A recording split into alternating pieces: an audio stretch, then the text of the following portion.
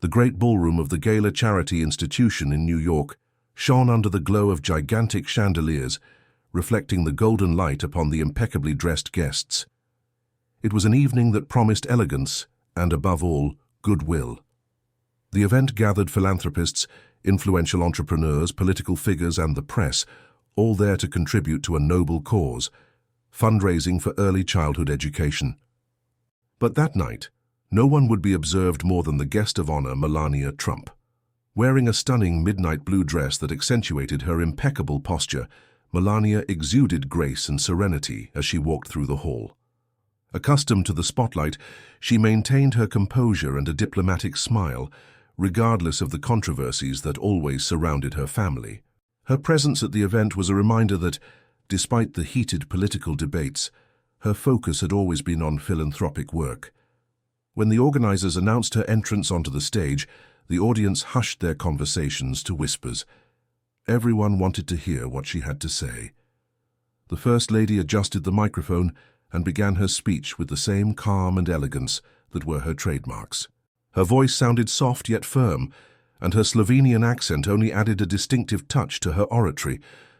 "We believe that every child deserves a bright future," she said, "and that is why we are here today, to ensure that opportunities are created, that lives are transformed, and that tomorrow is more promising than today." The audience listened attentively. Melania detailed projects and partnerships aimed at improving the lives of children in vulnerable situations. But just as she was about to conclude her speech, a sharp sound cut through the hall, breaking the atmosphere of respect that had settled in. "Mrs. Trump, how do you feel about being complicit in your husband's agenda?" The hall plunged into tense silence. The source of the interruption was a man sitting near the stage. He gripped the microphone firmly and wore a defiant expression on his face. His name was David Calloway, a well-known political journalist with a liberal bias, famous for his confrontational tone in interviews with conservative figures. Melania hesitated for a moment. Her gaze swept the audience, noticing attentive looks and some surprised expressions. This event was a charity gathering, and political attacks were not on the agenda for the night. Calloway, however, was not intimidated and continued. "Your husband has been accused of dividing the country and fueling hate," he went on, his voice gaining confidence as he sensed all eyes on him. "And yet, you present yourself as a model of virtue. Don't you think that true role models are those who confront these issues rather than ignore them?" The hall grew even quieter. Some people fidgeted in their seats, while others simply watched, waiting to see how Melania would react. The journalists present pulled out their cell phones, anticipating a viral moment. It was clear that Calloway wanted headlines, not answers. But before Melania could respond, a new voice rose from the middle of the crowd. "That's enough." All eyes turned toward the source of that voice.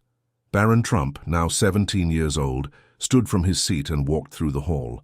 He was no longer the shy boy the public had known during his White House days. Now he displayed a firm posture, a confident gaze, and the assurance of someone who had grown up under the spotlight and learned to handle it.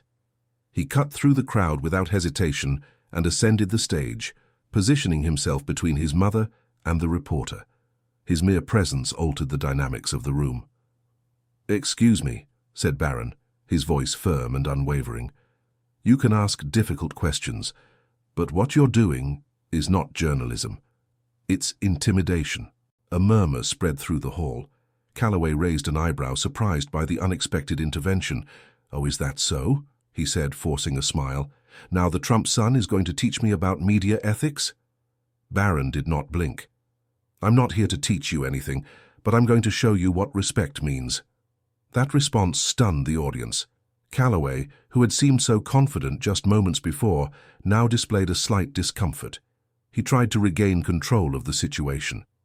"I'm sorry, Barron, but I don't think you or your family are the right people to talk about respect." Some nervous laughter arose among the audience, but Barron maintained his composure. "You can ask any question you want," he said. "But what you just did wasn't a question. It was an accusation." Calloway's sarcastic smile vanished for a moment. He opened his mouth to respond, but Barron continued before he could say anything. "If you were truly interested in what is happening here today, Barron gestured toward the event banners, displaying photos of the children benefiting from the project. "You would have asked about the children being helped, but you didn't ask, because you never wanted to know." The hall fell into absolute silence. Calloway blinked several times, seemingly trying to formulate a response, but his strategy had been dismantled before he could counterattack. Barron stepped forward, his height forcing the journalist to look up. "You came here expecting to humiliate my mother. Instead, you humiliated yourself." The hall erupted into applause. Calloway's face reddened. He tried to regain his composure, but he knew the damage was done. Barron then leaned slightly toward him. "Next time you want to attack a Trump, choose someone your own size." The ovation was deafening. Calloway gripped the microphone tightly, but there was nothing more to be said. He had lost. Melania, who had remained silent until now, stepped forward and gently adjusted her son's jacket, a small gesture laden with meaning. Barron smiled slightly and nodded to his mother before turning to the audience.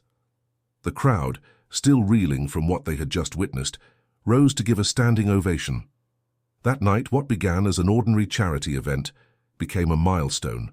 Barron Trump was no longer just the ex-president's son. He had just shown the world that he was not to be underestimated. Calloway still held the microphone, but his face revealed that he knew exactly what had just happened. He had been completely disarmed by Barron Trump, a young man of only 17. The journalist tried to hide his frustration behind a forced smile, but the momentary silence in the hall said it all.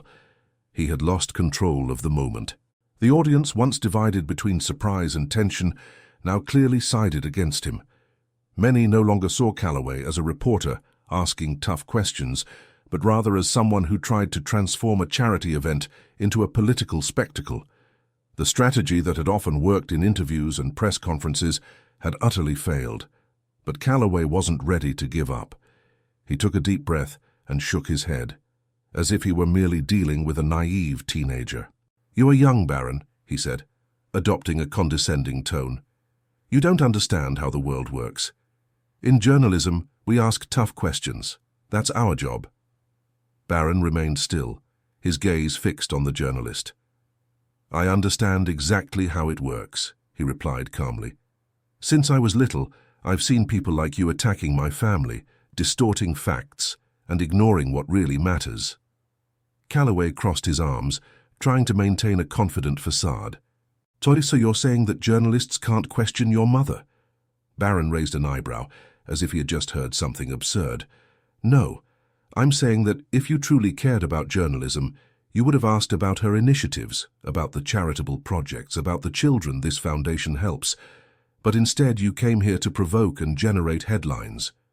The response was direct and cutting. Calloway felt the pressure mounting, knowing that Barron was right. He hadn't asked anything about the evening's cause. Before he could reply, Barron stepped further forward, his presence growing even more dominant on the stage. "You want to talk about the real world?" he asked, his voice still controlled. "In the real world, my mother is here helping charitable institutions while you try to snatch a headline." Murmurs grew among the audience. Some guests began nodding in agreement with Barron. Even some journalists appeared uncertain about how to react. Calloway looked around, seeking support. None of his colleagues spoke a word. "You want to talk about tough questions?" Barron continued. "Then answer me this. How many charity events have you covered without trying to turn them into political battlegrounds?" Calloway's expression hardened. He realized there was no easy answer. Barron tilted his head, observing the reporter's discomfort. "Exactly," he said, answering his own question. The silence in the room was punctuated by a wave of discreet laughter and murmurs. Calloway pressed his lips together, clutching the microphone as if it were his last lifeline. But Barron was not finished yet. "You expected my mother to be cornered," he continued. "You expected her to react defensively or to dodge the question. But what you didn't expect was for someone to strike back." The audience was completely engrossed. Calloway took another deep breath, trying to regain his composure. "All right," he said, as if he were ready to end the discussion. "But perhaps the audience here should ask themselves why a young man like you feels so threatened by a simple question." Barron snorted with a laugh, crossing his arms. "Threatened? No? Exposed? Perhaps Once again, Calloway found himself cornered. "You came here ready to create a viral moment," Barron continued, "but you ended up becoming the moment." The hall erupted in applause. Calloway closed his eyes for a moment, visibly frustrated. He knew his attempt to reverse the situation had failed. Then a new voice emerged from the middle of the crowd. "Barron is right." It was one of the influential businessmen sponsoring the event. He was seated at one of the tables near the stage, wearing an impeccable suit and exuding the demeanor of someone accustomed to commanding boardrooms. "Tonight shouldn't be about political disputes," he continued. "It should be about helping children." Other voices in the audience began to express their agreement. For the first time, Calloway realized that he had not only lost control of the narrative, but also lost the support of the crowd. Sensing the moment, Barron decided to deliver the final blow. He leaned slightly forward, looking directly into Calloway's eyes. "Next time you want to attack someone from my family, choose someone your own size." The entire hall erupted in applause. Calloway stood motionless for a moment. Then, without saying another word, he lowered the microphone and turned to leave. The humiliation was evident. He had entered that hall expecting to create a scandal, but now he was the protagonist of a public defeat. Cell phone cameras followed him as he left the hall, capturing every step of his humiliating exit. Meanwhile, Barron turned to his mother. Melania looked at him, her expression remaining serene. Then, with a delicate gesture, she adjusted her son's jacket, a small gesture but one laden with meaning. Barron smiled slightly and nodded to her before turning back to the audience.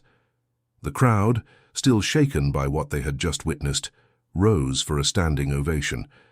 That night, something had changed. For years, Barron Trump had been just a secondary name, the boy in the background of photos. But after that night, no one would ever again make the mistake of underestimating him. He had faced the press not with anger or hostility, but with intelligence and absolute control over the situation. Calloway had tried to ambush him, but the shot had backfired. The audience continued applauding, and this time it wasn't just for Melania. It was for Barron. He needed to say nothing more. He had already won. While the crowd applauded, Barron remained steadfast, without needing any further words.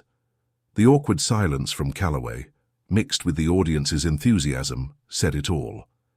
The night, which began as a charity event, became a milestone. Barron Trump proved that he was not just the ex-president's son, he was someone who knew how to defend himself, someone who would not be underestimated. If you like this story, leave your like, subscribe to the channel, and hit the bell so you don't miss our next videos. Thank you for watching, and see you next time.